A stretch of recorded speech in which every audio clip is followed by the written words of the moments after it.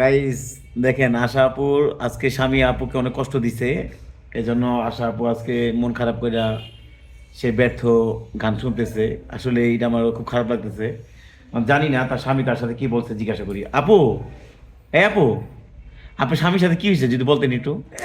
হয়েছে থেকে এটা কথা কই না আপনার স্বামী কাহিনী এর সাথে কি ঝগড়া হয়েছে যে এই বিষয়ে যদি জানতেন তুই জানিতেন। লোকে এটা কবি না আমার তো ঠান্ডা লাগে দেখে আমি এই জায়গায় বসে আছি। তুই আমার সাথে এখানে রইছিস মেসে তোর জুতা মারবো না না গাইস, জানো না আসলে এই আপুর স্বামীর সাথে আজকে অনেক ঝগড়া হয়েছে। তার খাবার দাবার নাই, টাকা পয়সা নাই, এই জন্য ওনার খুব কষ্ট হচ্ছে। আমার মনে হয় আশা আপু খুব শীঘ্রই বিয়ে শাদী করবে। যা, এই জন্য আপু আপনি বিয়ে শাদীর ব্যাপারে যদি বলতেন, আপনি বিয়ে শাদী কি কবে করবেন, কি আস বিষয়।